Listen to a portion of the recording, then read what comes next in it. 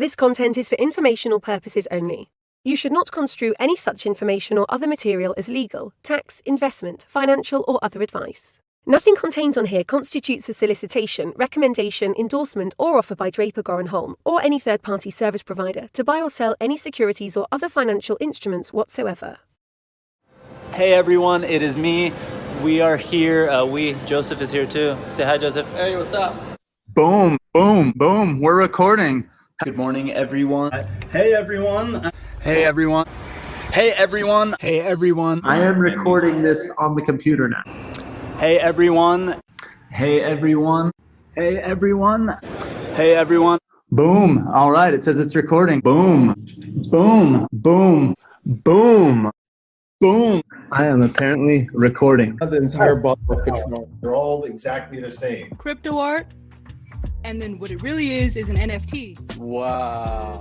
Eddie wants to slap the bag. So this is the next best thing. DeFi is going to be a bubble. It's provably scarce. With Mad Dog. Crypto, gold, and silver. Transparent substance. Take my money, start a war with it. Without further ado. Cheers to you, brother. Get shit on. Because the system has to collapse before that. My corona. Cheers. I feel much better now. Cheers. Wow, that was heavy. Boom. We are actually recording now. How's it going? I'm glad that I watched the intro personally, because I got to see you say "Hey everyone" 100 times, and it was great. Normally I'm like, "Hey, dude." Well, I was about to, at the end of it, I was going to be like, "Hey everyone." Well, I should have just done it instead of talking about doing it. But hey everyone. Hey everyone. How's it going? I like the ones where it looks like you had technical difficulties, where you were like, hey, now I'm live. Well, that one. I almost cut it out, and then I kept part of it. The longer version was me starting to sound kind of like an ass, because I was like, dude, John. I was like, this guy named John who's a friend of mine. I'm like, we're actually recording. No, we are live. Like, I was like, he's like, I don't think we're live. I'm like, dude, we're recording. Like, and I started getting like almost aggressive, because I was like, we are recording. Seriously, we're live right now. Yeah. It's like a part of every virtual conference too, where like at least every session there's one person that's like, oh dude, you're muted, we can't hear you, dude, you're muted. And so it's just a part of life now, I think, right?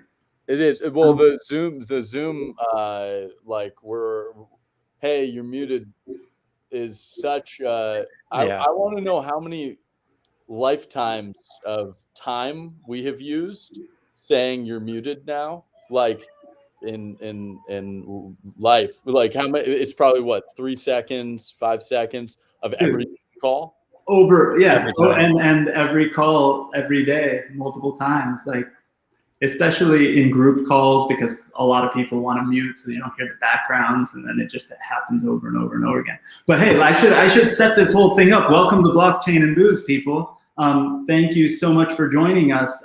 If you're joining us on Lunar Crush's stream or on YouTube or anywhere else that's not in the main platform, go to this place, meet.blockchainbooze.io, because you can actually chat with a bunch of people there and who are watching live, plus ask questions in the QA, so that we can ask Adam super fun questions that you guys come up with and not our own questions. But do that, meet.blockchainbooze.io. And I also want to thank, while we're talking about this stuff, Blockchain Radio, Pierre and the crew for streaming these over and over again for the following week after the events. They're awesome. And of course, like I said, Lunar Crush, Joe, my main man, my wingman is here. What's up, Joe?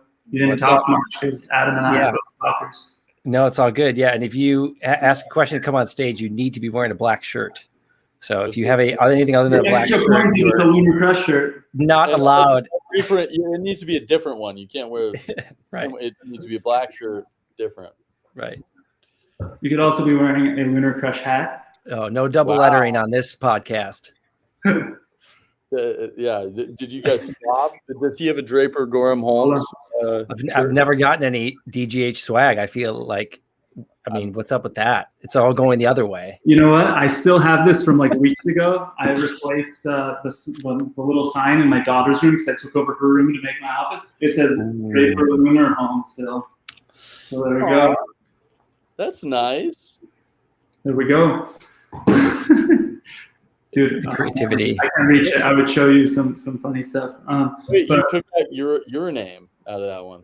I took my name. I always take my name off of it. I feel bad taking other names off because then it's like I made it say Draper Tezos Home for a while. It says Draper Lunar Home. I think one time it said I did this one thing once. I have like a blooper reel from some TV show I went on. Like it was not like a TV show. It was at a conference and some media company was recording an interview.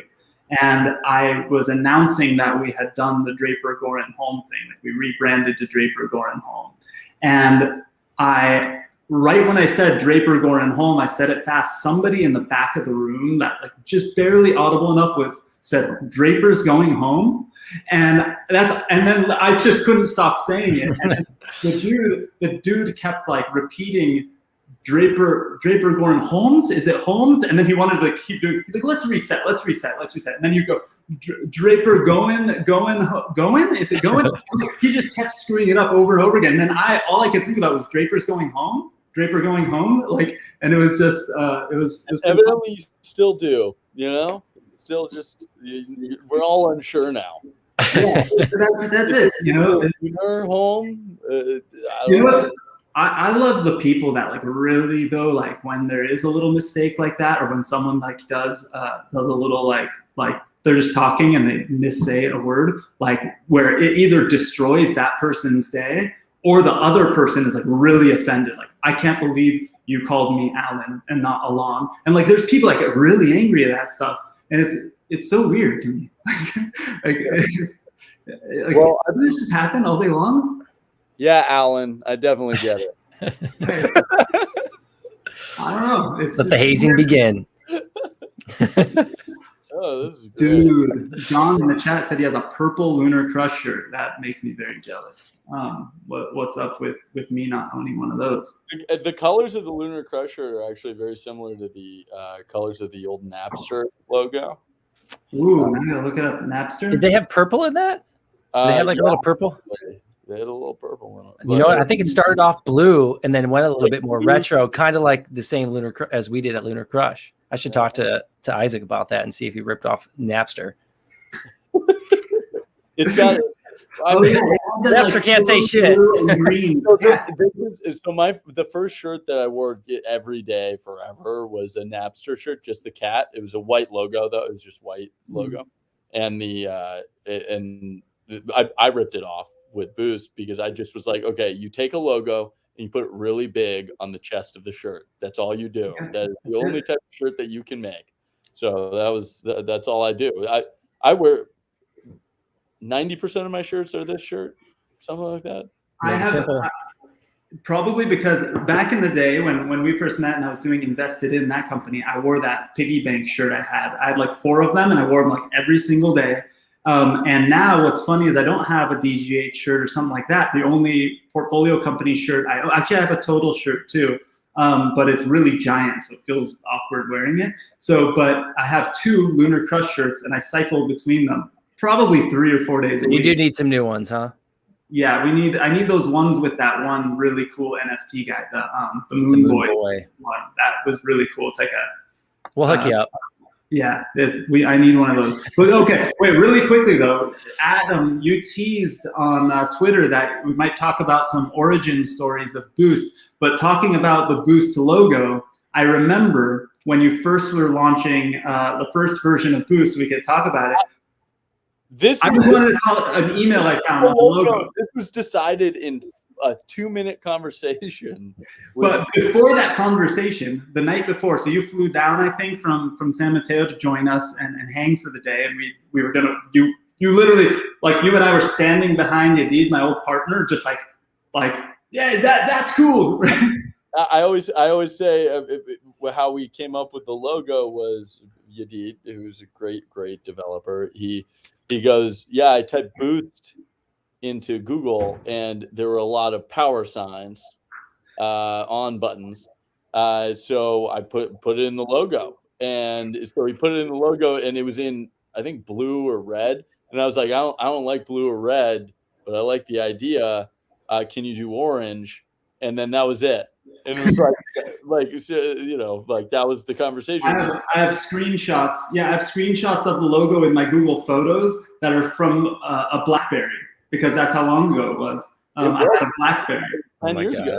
10 years ago. Really. It was probably about 10 years ago that happened for Boost Funder, and then Boost VC was founded probably 3 months after that. So 3-4 months later. But what's funny is, you know why the logo was red or blue or something like that? I found an email while I was looking through stuff, trying to find my oldest email with you just to figure something out, and there was something that said logo.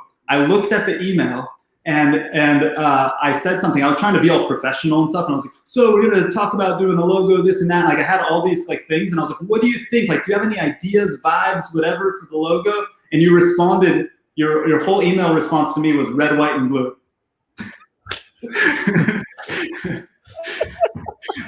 Sweet. Which was probably why you made it red, exactly, white, and blue, and then I changed it all. And I think the next day we talked about comic books, and we were like Captain America, Superman, and that's where the red, white, and blue I think came from. So I mean, I guess we should probably say how we know each other. That you started a company called Invested In, and which was crowdfunding, and I was starting a company called Boost Funder, and it was a perfect meshing of worlds where you were building crowdfunding websites, and I needed a crowdfunding website for equity, and we were, I believe, the first crowdfunding website for equity that ever launched. I think so too. And what's crazy is I remember there was a couple things that was crazy. So like, well, one, the day before I met you was the first time I met your dad. And I literally he came into the office we were working in because he was an investor in the accelerator program we were in. And he just came in, and one of the dudes in the place were like, okay, he's only got 10 minutes. He can only be here for 10 minutes. So he's like, he's going to go around, just say hi to every founder. And then he pointed at me and he goes, Alon, you're last. You guys talk too much. and so I was like, yeah, okay. And then I tell your dad what we do, and he pulls the chair up and then sat for like an hour with me. And he introduced me to you. He's like, you've got to meet Adam. He's going to probably do something in the space. He was being like a little bit like, he didn't want to tell me. He's like, so you got to meet him. And then I think, if I remember, you flew down like the next day or like a few days later. Like it was with that same week. Yeah, I remember going down. We kept eating every time I flew down. We'd eat that pretzel burger place. There was a good pretzel burger. Oh yes, it was. There was a place in Santa Monica that had a burger with like a pretzel bun, and that was a funny, my own personal thing that was going on at that time. I kept telling my wife every time I'd do on a trip to like San Francisco or up north or whatever, I kept saying like, oh, I'm gonna try to eat really healthy lately. I'm gonna eat healthier. And then I would send my wife a picture of the burger I was eating with you, because when we were up north, we'd go to that burger place near up there that had a crazy burger too. My diet for a very long time was mostly burgers and burritos. So but what's crazy about Boost Funder, so Adam launched when it was, so it must have been beginning of 2012 or so, because I think the Jobs Act was like passed, but there wasn't like the actual rules set. So it was technically legal to do crowdfunding, but there wasn't the rules, so you're supposed to wait. But what was really cool was when you launched it, I remember the tagline on the website that you gave us was the startup marketplace. And you ended up, it lasted, a few months, and then you shifted into Boost like it is today. But I remember at some point, Angel List's tagline was the startup marketplace. But I remember you did it first. I did. I was pretty, naming things. I was always okay at naming the things. So it was good. God, it was a long time ago now. And the reason we changed was because we started thinking about it, my co-founder and I. And there was this big problem with what crowdfunding at the time online, which was there was a big disconnect in knowledge of what an investor needs to be able to invest and what a founder thought that the investor needed. It was a translation problem. And we were like, the best way to solve this is probably like in person with founders. And so we were like, okay, let's focus there. And I don't want to be an accelerator at some point anyway. So it just was a natural fit. I remember from my perspective, just being the dude that was powering the technology and helping with the site and stuff like that, and doing what we did and watching what you were doing. I remember you went to a bunch of demo days for accelerator programs because we were going to power them on Boost. I remember like we made pages for like powered by Boost. That was the good thing. And so powered by. So it was like really super crazy early. Sorry, I'm also looking down at my phone because I want to find a funny picture of you from that.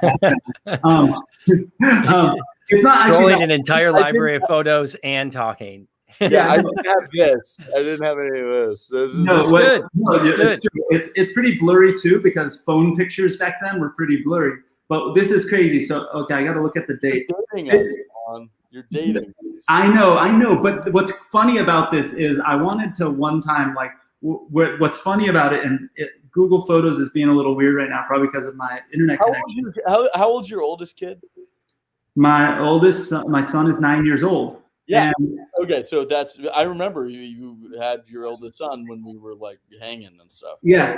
So it's mind blowing, right? I remember I was and the birthdays were close and stuff like that. It was pretty radical. But yeah, it was a long time ago. And what's funny that's nuts about this day. I went to, I think this might be one of the first, maybe not the first Boost demo day, but I somehow have a picture of you and the Boost logo is like washed out on the screen. But I'll zoom into you here. But let's see if I can see it. You're wearing a suit. That's how we know it was a long time ago. Oh my You're God. wearing a suit. And if it's not letting me expand that day now. An orange tie though. What's really crazy. It was like red. It was like a power tie. That was the first demo day. Okay, so that was the first demo day, and it was now I can't get to it. They borrow and stole to get 70 people to show up. And maybe there were probably 15 people who could have actually invested. It was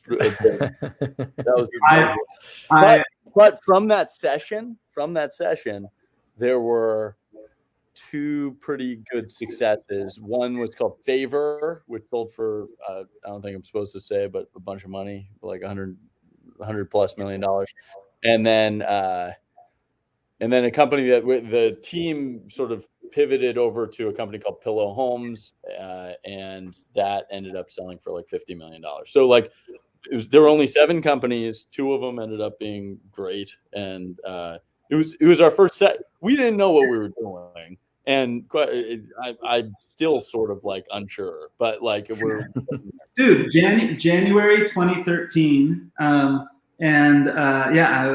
The same day I have a bunch of baby pictures of my kid on here, and then I have a screenshot. This was really funny to me. I have a screenshot for my rental car for the day because it was so long ago. Like you rented a car back then, like you didn't get an Uber like you do now. That's interesting. I hadn't thought about that when you said that. The rental car. It's weird, right? Like I went on a day trip up north, just one day. Like you fly in the morning, you fly back. It's a 1-hour flight, not a huge deal. Like I've done that a million times, but I don't even think about renting a car nowadays. Like it's not even a thing. Like one of our first speakers was Logan Green from Lyft, and it was their first year of being operational. So like they literally had just launched their product, and it was going gangbusters, and they had just raised a bunch of money right when he spoke, but when he agreed, he hadn't raised money yet. So it was a good transition. Awesome. Yeah, no, it was. If I just backed every speaker we had, it would have been. I kept getting the speaker like right before something big happened. It was like right before. You know what though? I have that same thing with. It's part of like what I've talked about for LA Blockchain Summit, and we used to call it CIS, but for the summit, I had these similar things because we didn't have a fund yet. We didn't have a structure. Joseph and I were like kind of doing deals with some companies like as we could go because it was just off of our own money. We didn't have money to do it, and like we didn't have a plan yet. But there were so many people that I remember if we had a fund, we would have done something, right? And I remember like Alex Mashinsky was pitching Celsius on our stage before they launched a token and when they're raising like their seed round, right? And things like that are just mind blowing to me today because a few years later, they're billion-dollar companies, right? Oh, there was a I don't know if you've heard of the token Golem. Yeah. Golem, it's CPU. They pitched us, and it was at the time we were investing $15,000 for like 7% of a company, sort of thing. Yeah. And they and God, the guy was so great, but he was explaining. Yeah, he was like, and we're selling a token. I was like, what the heck is a token? Like, I was like, I don't like. What do I own?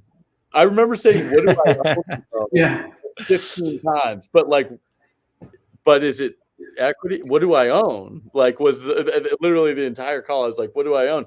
Turned out we ended up giving him really great advice, and he ended up going full time and like launching the ICO and like all that stuff. But like, we could have just said yes and gotten like a huge piece of Golem at like if we had just been willing to like take the risk on the concept on like this thing. We were, there's a lot of learning from early. Of course. Well, we should probably $350 million market cap right now, by the way. Yeah. It would have been. Well, that's is that $350 million market cap based on circulating supply because Adam would be holding 5-7% of that of the whole supply. Yeah, it was really but so there. I mean, that's a similar story to like everyone in Tribe. We call them Tribe Session 4. I want to say. No, it was 2. Session 2 and 3 were participating in the Ethereum crowd sale, but we didn't. And we were. It was like if we'd just done what all the entrepreneurs were doing, we would have done like. By the way, I failed upwards. Like I kept making all these mistakes, but because I was in the same general area, the right general area, it all worked. But there are these things that are like very clear, like moments of like not misses, but it's like where pattern recognition breaks and you should have done the thing, right? Like you should have done the token, overcoming this token thing. People undervalue how hard that was at the beginning. It didn't make sense though, because like companies would be like, we raised money in equity, now we're raising tokens. And what was funny is that a lot of the tokens, I'm sure they made it up to people in hindsight, but in the moment it felt like you're screwing all of your investors, aren't you? You're like creating this new thing that's more like, right? That's exactly like what it felt like every time. And then, God, even the first couple people who pitched tokens, it was like Ethereum, Golem, like, and there were ones before this, Made Safe. There were like that were built on the Bitcoin blockchain that just didn't have the colored coins. There were a lot of these like random things that didn't withstand the test of time, just because Ethereum made it easier. Like Ethereum made. I remember. So I think you're being extra. You're being extra modest on saying you failed upward, right? Because if you think about now that Coinbase IPO, or that wasn't an IPO, whatever it's called, Coinbase going public and all of this stuff, a lot of people now know that you were super early in Coinbase. But what was crazy back then, I continued doing my startup, right? It was a crowdfunding investment technology online platform. We heard mostly from you about Bitcoin because you started doing Bitcoin only tribes, right? You did a few tribes that were Bitcoin only. We like mined some Bitcoin in our office in 2013. We got shut down by it was awesome. We got like a milk crate set up. We had a box fan up against it. We had like 4 graphics cards. We mined a tiny bit of Bitcoin. Our landlord handed us the power bill and said, if you continue doing this, you're out of the building, but you have to pay for the whole building's power for this month, which was more than our rent. We turned it off because we basically blasted the AC 24/7 and heated our office with the mining rig. It was awesome. And you remember our office, it was like a mop closet, it was tiny. And so it was fun. We learned about it from you, but I remember like meeting these companies at your demo day, and it was like a Bitcoin exchange in South America, or all these different companies. That was my technically the first decision we made. It was a company called that was the first Boost Bitcoin company. Was I was the first investor in Coinbase, which was in August 2012, and then over the course of the next 6 months, I figured out what Bitcoin was. That's what they say. You got to get a little bit, and then you figure it out. And I actually didn't even have Bitcoin though. I just invested in him because I thought he was great. And I was like, okay, one financial infrastructure for the world. That makes sense. And then over the next 6 months, I sort of learned more about it. I bought obviously some, and then we were like, hey, no one has owned this yet. Let's just go all in. Ken both Adam is my spirit. Thank you, Ken, I think. I love Ken.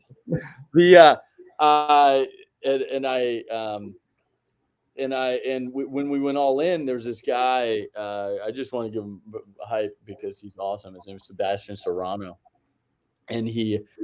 By the way, with Coinbase, I'll make one comment, which is I think I was very lucky. Our job is a little bit, but to figure out how to optimize for luck.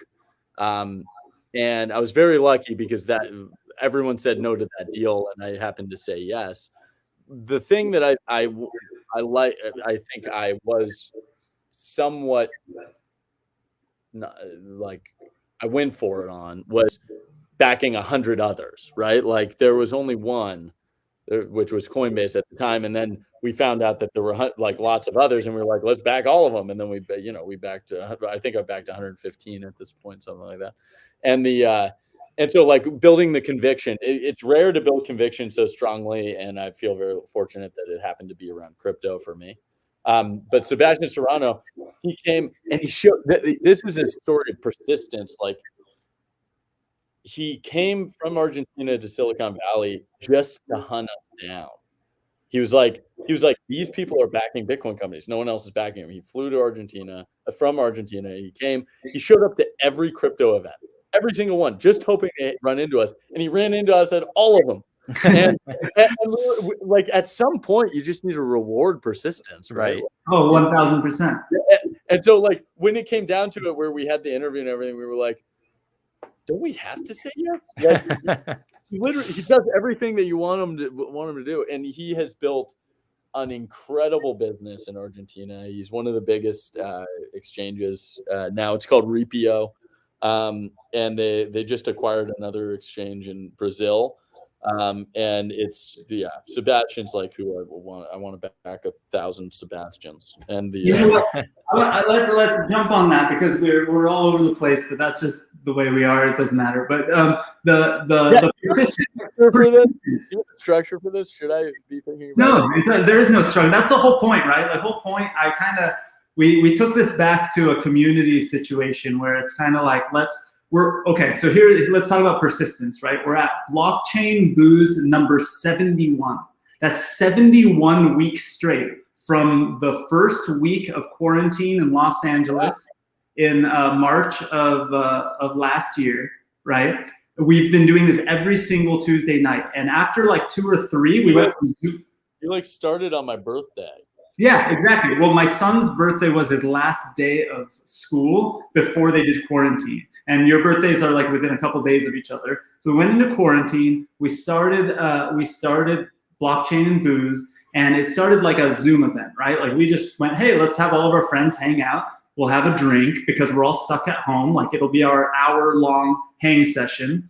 And it got too chaotic after the first 3 weeks because it turned into a Zoom call with 100 boxes and nobody could talk because it was just crazy. So we started doing this, and so the second hour is we break off into tables and people hang out and do whatever they want and we meet. But what's crazy is that talk about persistence is there are people that we would see every single week.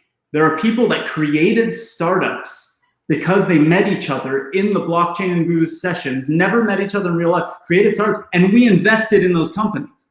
Community building, that's great. It's this crazy fun community session. So there's I'm missing, okay, so I'm looking right now into my other window. I have 45 chat messages that I haven't looked at since we've been talking, right? And there's by the way, I haven't really like spoken publicly in a long time. Is this going okay?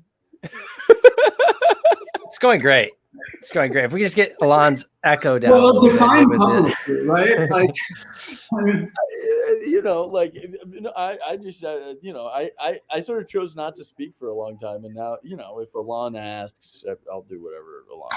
Thank you. Well, dude, think about. Okay, I still have this thought on the persistence part, but I do remember what was really funny about. Bill, you're awesome too. I just have known Alon. Thanks, man. I appreciate that.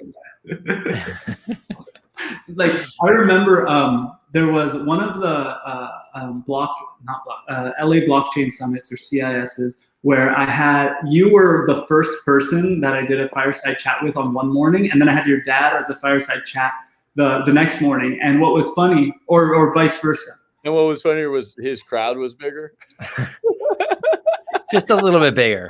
Actually, yours might have been there. I'm sure. I'm 100% sure it has nothing to do with Wozniak following you up on stage. Nothing to do. You were there for you, not Wozniak. Actually, that was funny. That was crazy because I spoke at the perfect time because towards the end, the entire audience was full because Wozniak was coming in.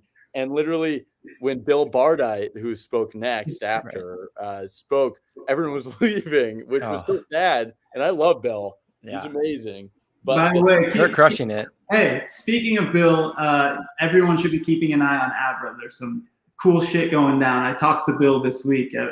Very exciting stuff in the Abra world. Just saying. Yeah, Bill was one of the first 15 people I talked to about Bitcoin. We backed Abra. We're like crazy. Yeah, his persistence is absurd. And if you know his history has been literally trying to search down what Bitcoin crypto accomplishes for 20 years, like his whole career, or 30 years or something. I say 20 years like it's a long time. I've been doing this for I started my first company probably 14 years ago. So yeah, so maybe 40 years. I don't know.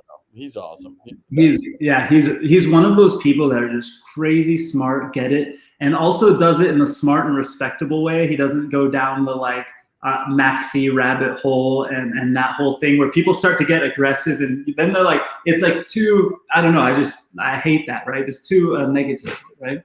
Well, at the beginning, we were all philosophers. We had to no one owned if you asked a room whenever you got to speak, you'd ask a room how many of you have heard of heard of Bitcoin, and it was 3 people in the corner, and so you were telling people for the first time what Bitcoin was, and then a couple years later it was how many of you own it, and then it'd be this little pot of people in the corner, and now I don't know. I always think some people don't admit to it, but I'd say it's most of the rooms you speak in technology, people have bought or sold or whatever. They might not own it today, but they've definitely experienced it. They've experienced it or they know it. So what's interesting too is talking about that that experience. But going back to persistence really quick, because we should finish.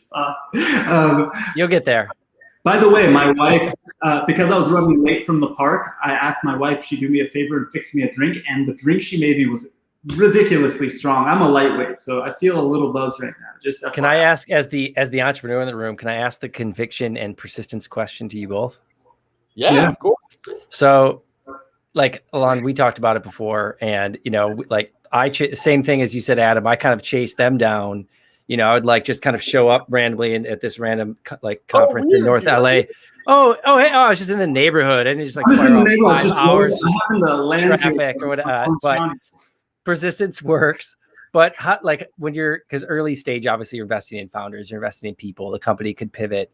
But what's that like? You know how they put the helmet on the guy that's about to base jump, and they're looking for that spark from the fuck it gene, where they're just I'm going, but there's something that happens in your mind when that happens. It's I feel as as an investor, that's what you're kind of looking for. But it's how do you identify that? Because it's even the same thing when I think about people that interview. Some people interview extremely well, but then how do you kind of suss out the difference between someone that's kind of faking it or someone that's wow, this person is going for it?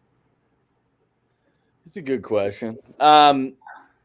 first off, if I knew the exact recipe, we would like it would be just nonstop hits mania. It's mania. But I'm going to answer it two ways. One is your fuck it gene, as you were saying. Yep. I think it's like the willingness to break social norm for the sake of your duty at building your company. Like there's like this,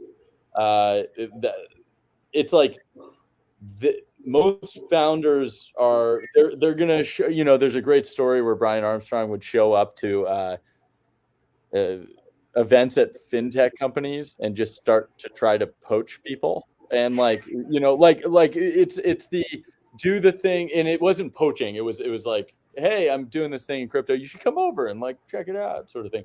But just you show up, and then you don't care what people are thinking about you because you're doing something so ridiculous, and it sounds ridiculous, but you believe in it, right? Like that's what you're trying to find. The other thing I look for is so I think that there are multiple types of founders who can succeed. Just like I don't know, like I don't want to compare it to like crops in a farm, but like I think that that's actually pretty adept. Like different crops need different types of watering, different whatever. Like there's certain founders who like could be in the desert and like still build a huge freaking cactus or like a whatever, like figure out where the water is essentially. But then there's some who just need the right like recipe. They can both work, right? I'd say most of the founders that have succeeded on a massive scale that I've invested in were there was something you remembered about them. Whether it was their conviction in the idea, their intelligence, like they just blew you away with something. But it's one thing. It's not like they were good at everything. It was like there was like something that was like weird, a little like I remember I backed a company called Amplitude that's going public, and they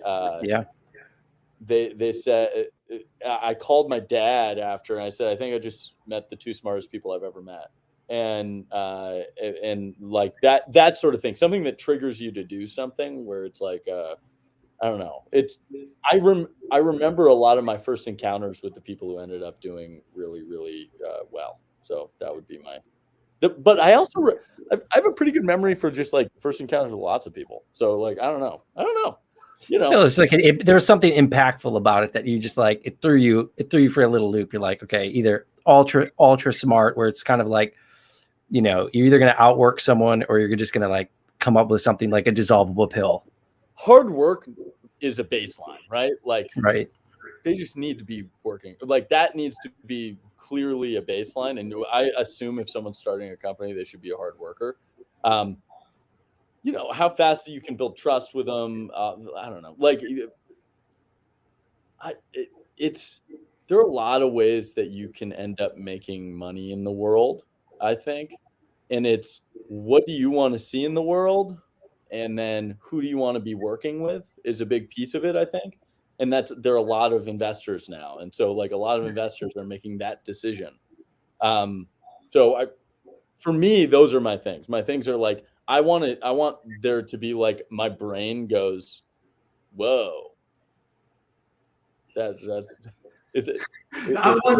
scientific, very scientific. Right? No, I get it though. I get it. Mind-blowing shit, right? Like literally somebody is like, I don't know if they're the most insane person I've ever met or the smartest person I've ever met. Like it really, like there's certain times and we used to say we want them operating on a different frequency, but I think you want them to understand humans, and it depends what they do. Like, and if someone's been pursuing it for 10 years, honestly, I want to be the person who gives them the money to get them to the next stage, right? Like if someone's been pursuing literally the same thing, which is the story of a lot of founders, it's just like, hey, I've been doing this for like, I've been literally trying to solve this one little thing for like 10 years and it could change everything. And like, that's what I feel fortunate that I'm in a position where I get to support someone like that, right? And a lot of my job is just filtering, trying to find that person. I'm default yes. So like I have a big problem. Like I have to, I'm like default yes, and I have to try to find like reasons. Like I have to, because it's all just taking a risk on yourself is so hard. And like I did it. I failed as a startup. It was just the most difficult thing I've probably ever done, failing in it. And I feel like I'm still founding something like as Boost VC. I'm still building this like brand and but like starting embedding on yourself, like I don't know. I always want to reward those people. I want to reward anyone who's doing that. And it's like, how do I scale that? That's what I'm trying to figure out now. Like, you can really tell when you talk to an investor and you can tell that they've built something or at least attempted and got to a place. Like you can tell on that call, on that first call with someone, because it's like there's an empathy there. There's an extra empathy. Like you could just, yeah. What have you experienced in that in that matrix on the other side? So like where have you where did you spend your time focusing, feeling you were making progress to get those first couple like boulders pushed up the hill, right?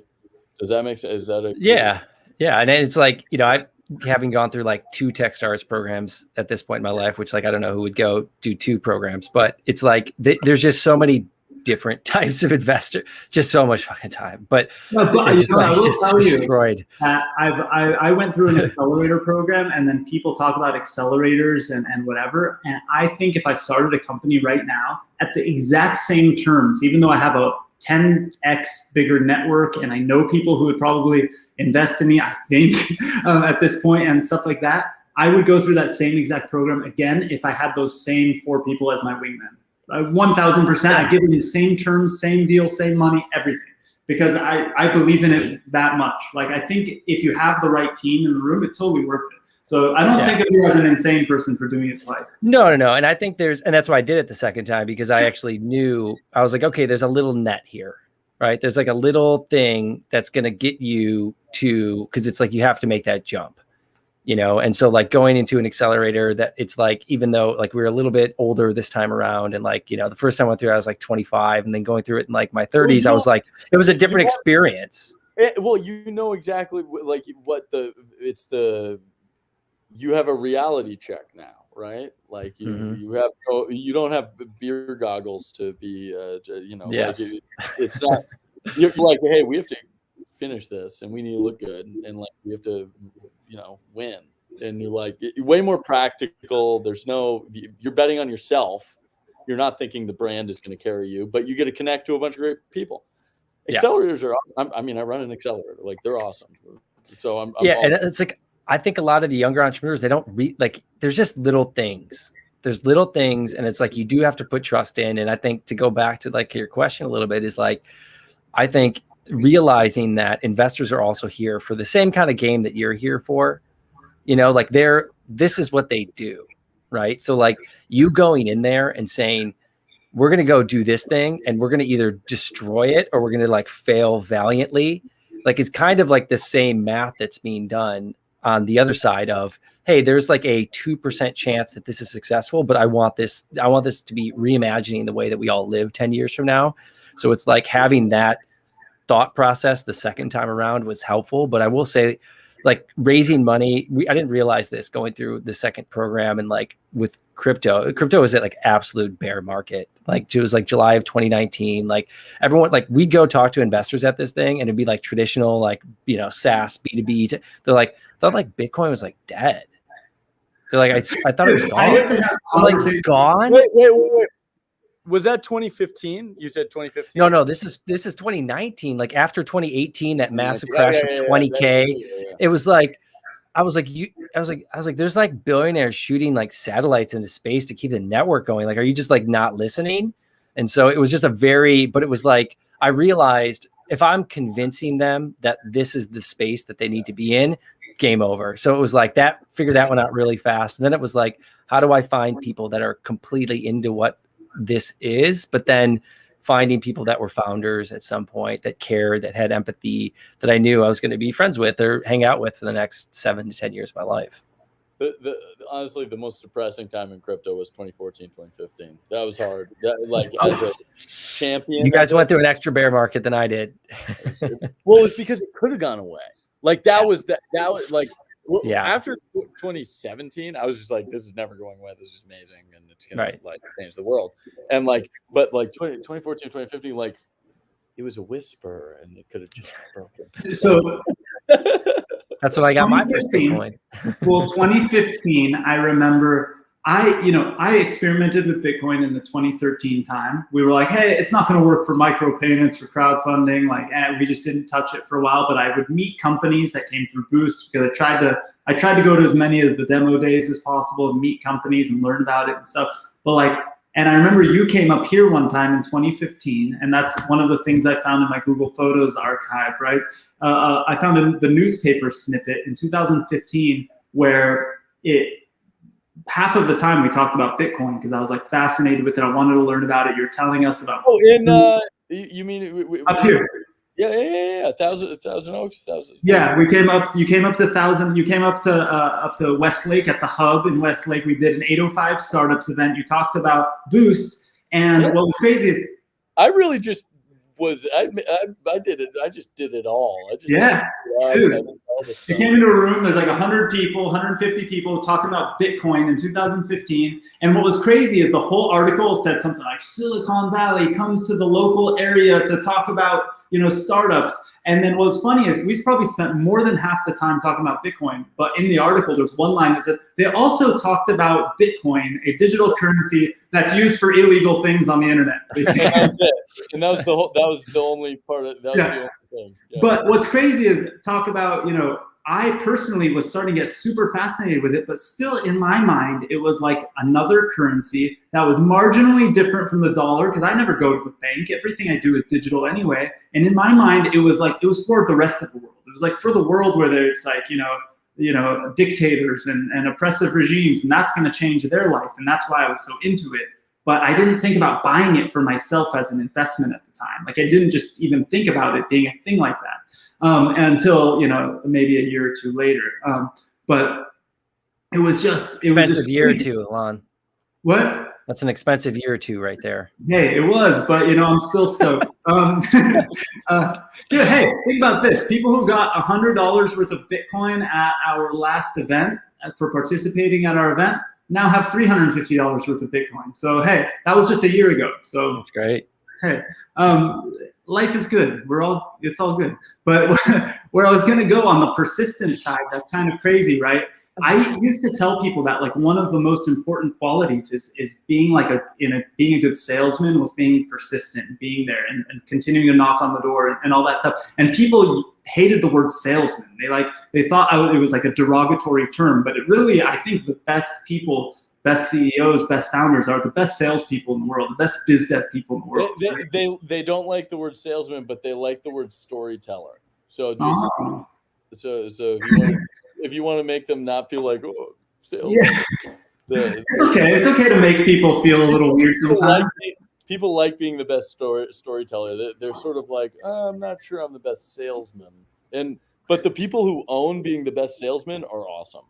Well, the amount of there's a certain level of confidence too that there's something about it that helps move people along. But something I was going to say when you were talking about the persistence and the conviction of starting a company, I always joke about this. There's a certain category of punk rock songs. It's really weird. Like punk rock songs, if you follow any specific band, things get really meta. There's like 3 categories. There's like songs about the government, songs about different like against the system, like fuck the system, whatever, but they grew up singing, right? But then there's a certain percentage of songs that every punk band has about why they're a punk rocker and how awesome it is to be a punk rocker. It's just talking about themselves, but every one of those songs basically says that they're here not because they want to, not because they want, there was some reason, it's because they have to. Like they have no choice but to be here right now doing this thing because this is their life, right? That's how the best founders are of any kind of situation, especially the crypto people. They don't they have no choice. Like they could get a job making more money somewhere. Yeah, the reason crypto, it's not even about crypto. Like, to me, I don't care about technology. Oh, sorry, I care about technology, but I don't care about crypto. I care that it's solving a problem for people, right? But what solves problems are like the most dynamic, smart, driven people. And so where's there a high density of those people? It's in the cryptocurrency area. Like, that just, it emerges because they're all unique in thought. Like, they're all like driven by something more than, well, you know, revolutionizing money is a pretty big idea, and it's sort of like, you know, hooked people. But yeah, I love that. Someone said yesterday, I was talking to them about startups, and they were talking about content, and they were explaining how the similarities of venture capital and a couple other industries, and they were like, "Yeah, crypto's just punk rock," and I was like, "Yeah," I was like, "That's right. It is of tech. It was the punk rock of tech, and now it's like going mainstream, right? Like it's taking over rock. It's taking over like the pop culture, but it's also the acceptance, though. It's like, so for some of the folks that have been there super early, right? Like you guys, like super early, and then, you know, I feel like I'm the person that's kind of come on secondary, and I like to translate it to the rest of the people coming in. But it's like, hey, like Dave Matthews Band was like, went mainstream, and like people were like, I don't like that band anymore, man. That band sucks. It's like, well, you kind of have, the music's the same. You kind of have to love it still, right? Like you can't be like on to the next thing. There's a song talking about punk rock, a song called "The Desperation's Gone" by NoFX. It's one of my favorite songs, and the whole thing is about you know, the song sounds the same, but it's not the same. The desperation is gone, right? Like there's not. It's a neutered version of the original thing, right? So, but I wanted to. Now I'm totally getting distracted. Joe, you said Dave Matthews. And now just all of them are pumping through my head. I got Crash, Too Much, Satellites. It's great. All those live albums, like 18-minute songs. Like, oh my God. Yeah, they play the violin for like 90 minutes. Like, yes. I was going to jump into the questions, but I don't know. We're already getting close to running out of time. But I wanted to, you know, what was crazy too is talking about being early in the space. I'm not even close to as early as Adam was. Like it's absolutely bonkers, and I wouldn't even call myself early because I really didn't participate in a meaningful way till my company ultimately failed. I joined a fund. I like goofed around, but like not crazy meaningful. But what was crazy though is I remember along the way meeting the people at your demo days, Adam, and thinking like I've never met smarter people in my life than the people who were launching Bitcoin startups. There wasn't the word blockchain back then. Like they're like, I'm launching a Bitcoin company. And I was like, well, what does that mean? And it's just person after person, the smartest people. Yeah. And that was, you know, I guess you don't know it when you're in it, right? Like looking back, like they were all really, we gathered together a lot of great people who were all just like doing weird, cool things. And we were the only shop in town, so that was nice too. So it was just sort of like we were like, hey, Bitcoin, and no one else was saying hi, Bitcoin. They were saying no, Bitcoin. And so we were like, hey, you know, do this thing. They really were. They were great. They were, and they were all trying different ways and tactics. Really looking back, the things that worked really well were gateways at the beginning. So it was, you know, the Coinbases, the Repios, like up till today. There are a lot of things that are like in the next phases that are coming, you know, with the new technologies, and each new technology that crypto created. So like at first it was Bitcoin. So you're trying to help people buy Bitcoin. So OTCs, gateways, and then the ERC-20 smart contract came along and everyone was ICOing, and like that was novel. And so all of a sudden Ethereum was valuable. Like we all should have just bought as much Ethereum as we could, like when that happened. Right. Like because everyone was just using Ethereum. So like we did the only other option. Use the thing that everyone's using. Right. Like, and then you know, ERC 721 was sort of a slow burn. Right, like the NFT contract was like it flared with Draper Labs a little bit, but then for 3 years, like no one really talked about NFTs, and then all of a sudden, like drops happen, like boom. Right now, NFTs obviously. Yeah, Top Shop. mainstream. We went. Okay, so my daughter is 6 years old, and the other day, because I bought a Bored Ape because of a friend of mine kept like badgering me, and he's a guy who I got back into crypto after years of him not being in, and he's like, gotta buy Bored Ape. I was like, dude, it's gonna be like 2 ETH, and he's like, just do it. I was like, dude, that's like $5,000. He's like, just do it, and I finally did it, and I'm getting offers, by the way, on that ape for like 9-10 ETH right now, which is crazy, but. What's nuts is the same community started hitting me a couple weeks ago, and I brought my daughter into the room because there was an NFT drop called Fame Lady Squad, and it was all these cool pictures of women like with mohawks, with different kinds of hair, with different color skin tones, all these different things. It was kind of like that same style of NFT drop, and so my daughter's like, you gotta buy a bunch of them. So we bought a bunch of them together, and then there were a couple of copycat ones, one called long neck ladies, one called like the women of the world of women. And I bought a bunch of them with my daughter because she was like, gotta buy that one, gotta buy that one, we gotta do this. And like, we bought a ton of them, and literally like in the last week, they've all been blowing up, like nonstop alerts from OpenSea with offers for crazy amounts of money for these NFTs. And it's this couple weeks have like taken it to a whole new level. It's really crazy. And I remember actually seeing Nifty at the Boost demo day. Nifty Gateway. That was how was that conversation like? Because that was like pre really any NFTs being even talked about. And those guys are great. Those guys are fantastic. Griffin and Duncan Cockfoster. They didn't raise because they didn't need to, because we connected them to the Winklevoss twins, and I was like, "You guys are both twins in crypto. You guys simplest intro ever." Literally, I should probably I'll find I'll tweet out that intro someday, because it's literally I wrote, "You guys are both twins." So check it out. And they met, and like they got along really well. And the Winklevoss twins told me the story where they were like into it, but sort of. And then they handed it off to their VP of engineering, and that guy was like, "This is going to be a thing."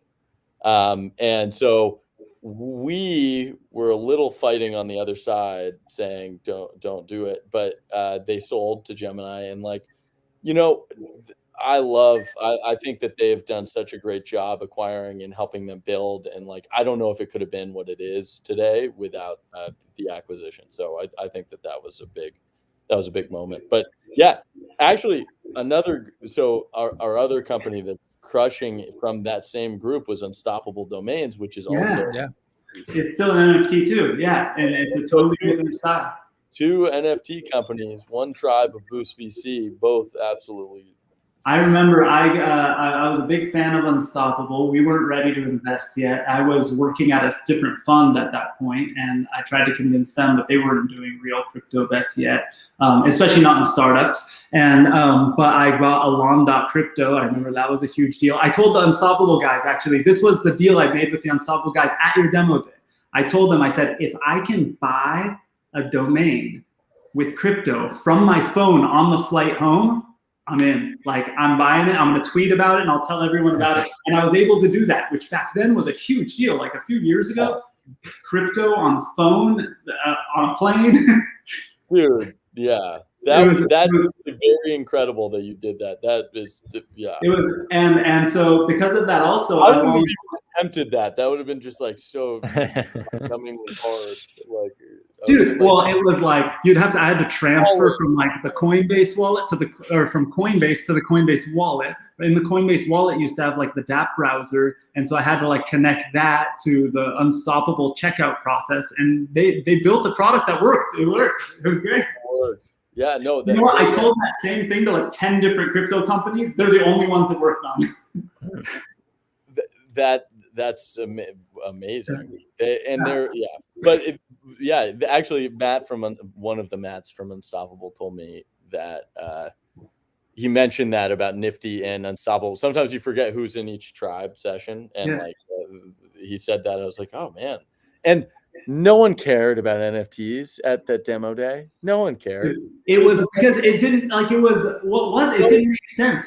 It doesn't make sense. Like, because somebody to this day, people message me and like it's still weird to people. And I go like, what about a comic book? That's not weird to you. Like, why is this so weird? Someone gave me the biggest, highest compliment I could ever have, which was, I've been to your demo day, and I didn't get it. And then 2 years later, all of it happened, and I was like, yeah, there. That's the thing. That's like, we specialize there. That's my special. It's like, do the thing before the thing.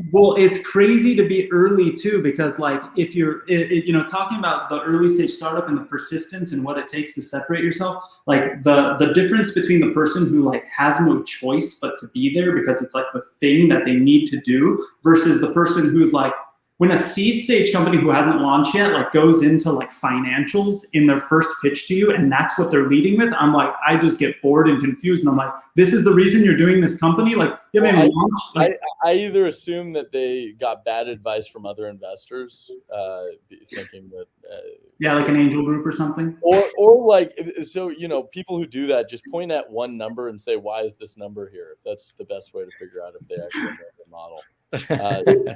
You don't need to know it. You just need to be like, why? Wait, why is this? What's this? When I was, I remember when I was starting a company, our largest single investor meets me at like the high rise of a building. He's like this big shot LA guy that the people who introduced me to him were like, he asked to talk to you. He's never invested in any of our companies, but you've got to meet him. Like, they set him up as like a god, right? So I was like freaked out going into the meeting. I was really stressed and worried. Like, I'm gonna screw up this pitch? And I sit down, and every time I reached for my laptop to like bring the deck out or something, he's like, no, let's just talk.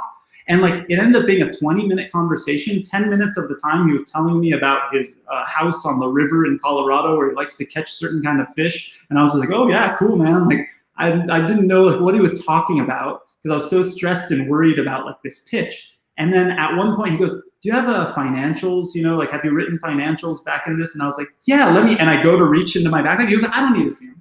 And it was like, and then he asked me another question. I was like, yeah, let me show you the deck. He's like, I don't need to see it. And then he walks me back to the elevator after like 20 minutes. I thought we were going to talk for an hour. I thought we were going to pitch him, whatever. And so in my mind, I was like, oh, that was a bust.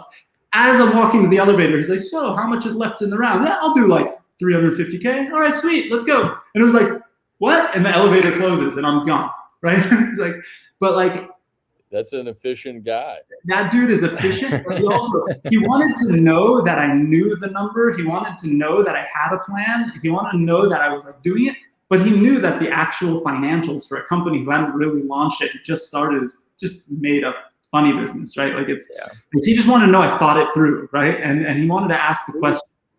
Yeah. Well, also, at the beginning, none of the crypto companies had any revenue. It wasn't, and it was totally.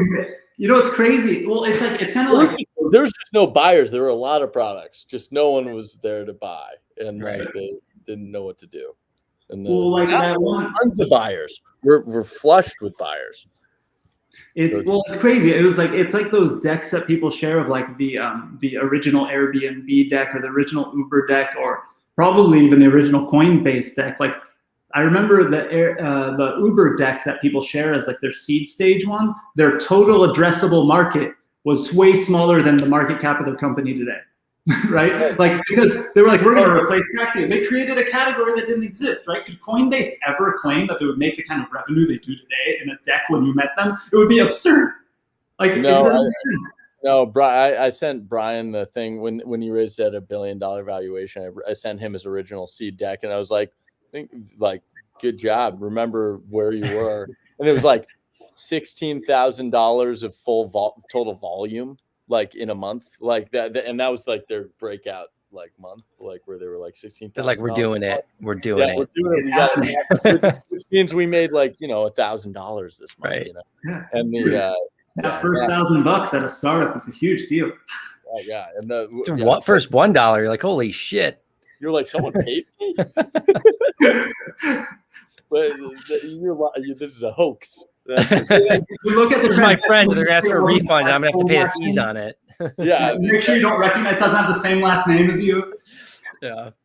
no, it's been Well, the evolution of crypto has been really interesting to watch, and I love watching things like Lunar Crush. Like now, everyone thinks that I know everything about crypto, but it changes so fast, and we have to work really, really hard just to stay on top of anything. And so it's really interesting when I've been around longer, but that doesn't mean I'm on like I know more. And It's actually, hard.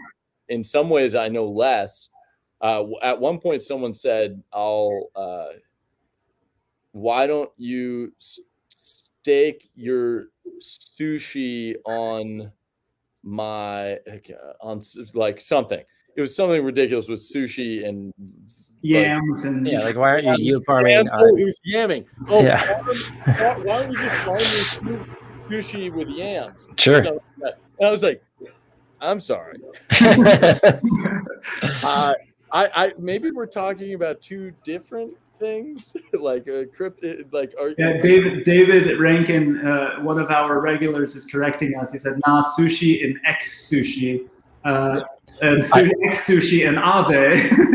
Well, I will say, taking it back to like you're like talking like Alon, you were saying you went into one of the demo days. And you're like, these are some of the smartest people, right? Like these are the smartest people I've ever seen. And I will say something that's super interesting about that is, you know, we do a live stream, you know, of our own, and we bring in like the different crypto founders. And each week I'm just blown away, right? And people and my friends are always like, oh, you're at the center of the space. Like, you know, everything about the space. I'm like, I'm even at like, feel like I'm at somewhat of the tip of the spear. And we bring people on and I'm blown away every week by the people and what they're building and what they're thinking about. And so like the evolution from that, how they're even thinking about it, like how they see the world differently, where you're like, wait a second, I thought that was for that. You're using it for this. Mm-hmm. And like, you're all of a sudden you're like, oh my gosh, this is going to be a yeah, you just have that moment. And it's like, I always think now I'm like, so if I'm 25 years old, I'm starting a company from scratch. It's like, and I live in Singapore. It's like, am I really going to do an equity round? Like, what am I going to do? Like, am I going to crowdfund? Am I going to start a DAO? How am I going to think about initiating this? And so it's like, it's a kind of a challenge for you guys too. Who's saying yes first? Like, that's basically what you're trying to figure out, right? Like originally it was friends and family. Mm-hmm. And then we sort of were trying to just make it a big friends and family. Like we're fine with friends and family being in the round that we do with $500,000.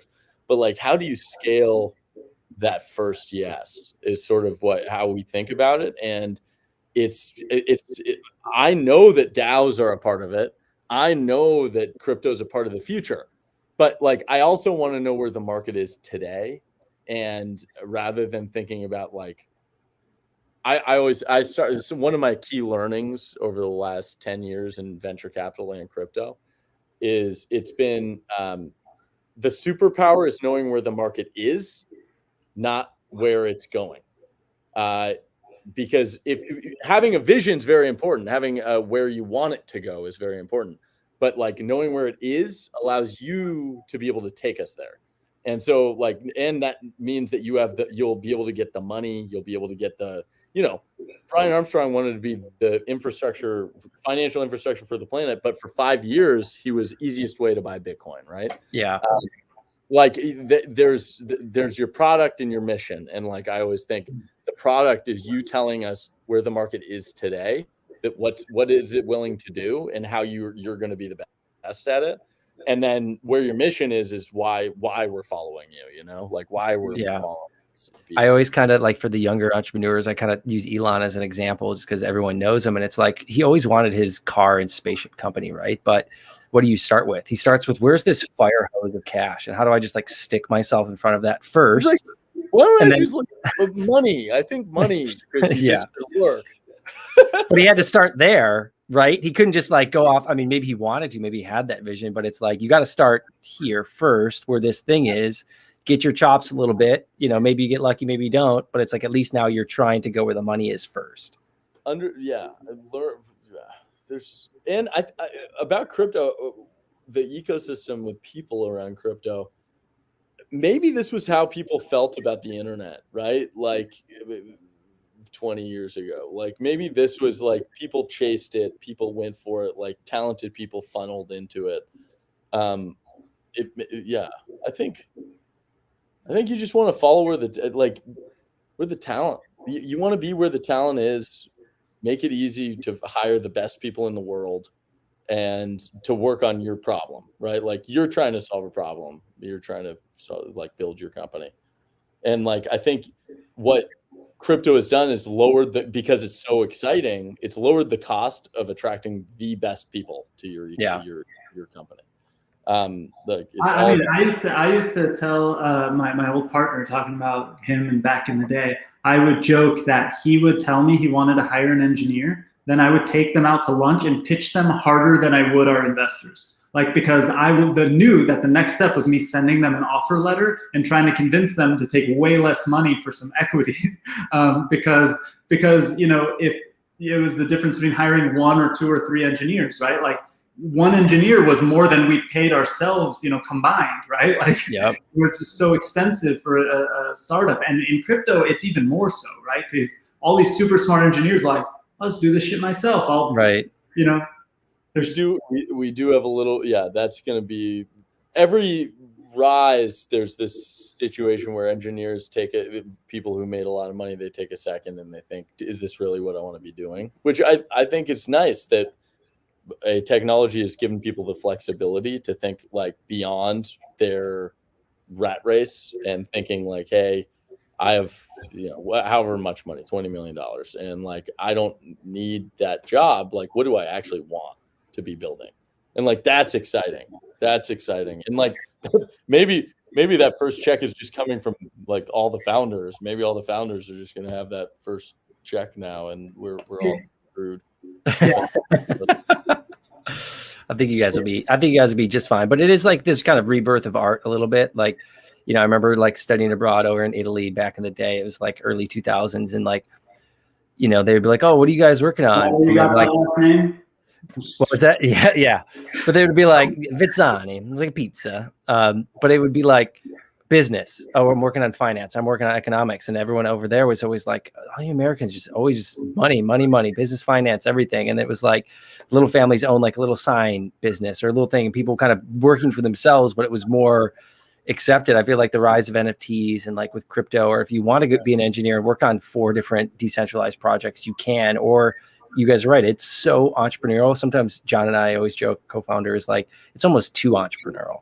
You've got like 40 people all working on the exact same problem, like eating each other's dog food a little bit, but it's like, it's a little bit more, it's tougher. That's something interesting that's happening right now. That's a new thing. That's not like, well, not new, but like within the last couple of years. And before there was the opposite problem. No one was building anything. Yeah. that was the opposite problem. But whenever anyone tells me that they're majoring in business, I always say, what is that? Well, I'll tell you, I went to school for business. College is a racket now. Reason why I thought I was gaming some kind of system, because my brother, who's older than me, was an engineer. He went to school for computer science, 4 years older than me. So right when he was finishing, or at least at the tail end of college, because it took more than 4 years, I was starting. And I remember him being begged by every job he had while he was in school to quit school and work more hours. So I was like, they don't care if you're a computer nerd like me. They don't care if you got a degree in computer science. They just want you to, work more. So I was like, I'm going to be smart and get a degree in business, which now I'm pissed about because I wished I was, better with the computer science stuff. But it was also way easier to get a business degree. Sorry, business people for that, but it's way harder to get a computer science degree than business. I like definitely thought about my system and got my English major. I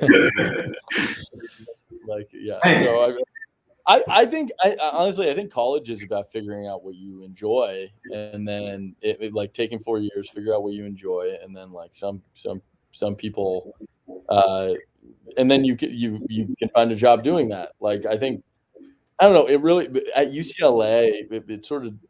I won't bash iBanks, but like they're recruiting really heavily at UCLA, and like UCLA doesn't even like know what entrepreneurs are or VCs are or like any of that. And I was like, it's a little disappointing, but it means that there's room to grow, But what I bet they do know is crypto. I bet they've heard of crypto. I bet all those students have heard of crypto. because they're all at this point. Yeah, at this point for sure, and that's what's cool. Well, that's something we always did at our events. So like at our events, we always like there was the UCLA Blockchain Society, I think it was called, the USC Lab Blockchain Lab, the Berkeley Blockchain Society. All these universities had groups, and we would just give them all free tickets to our events because we wanted to hang with those kids. We wanted them at our event, and we'd want to like recruit them for the companies and our portfolios, or just know which companies they were going to start, because they were all the people that were actually sort of the only people probably that were sort of crypto natives from that age, right? Like they get it.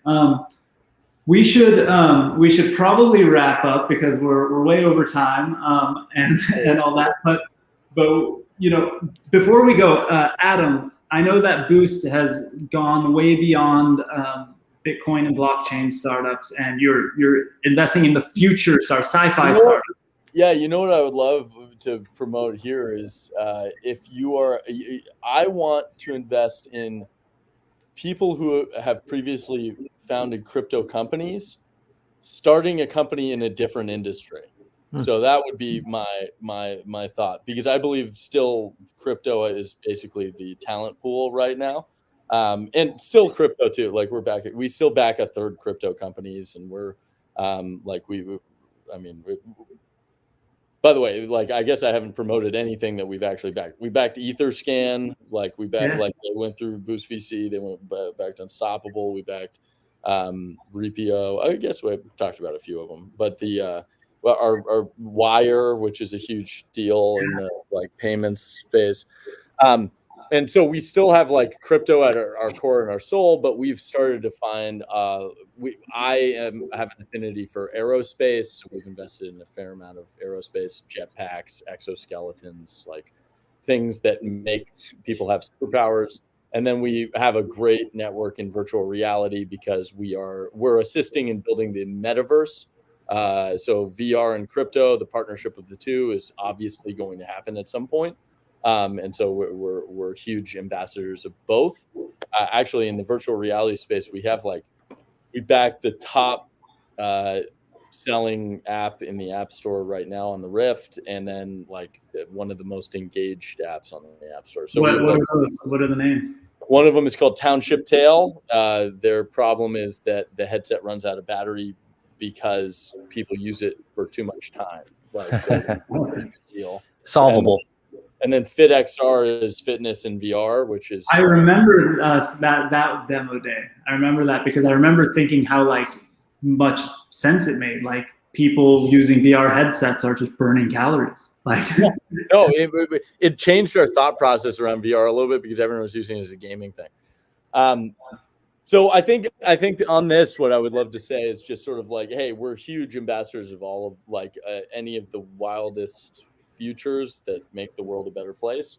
But I think if you're a talented person who previously worked at a crypto startup and you're starting something and not in a crypto startup, it means like you have like there's something happening there right now. So using crypto as sort of an incubator for talent.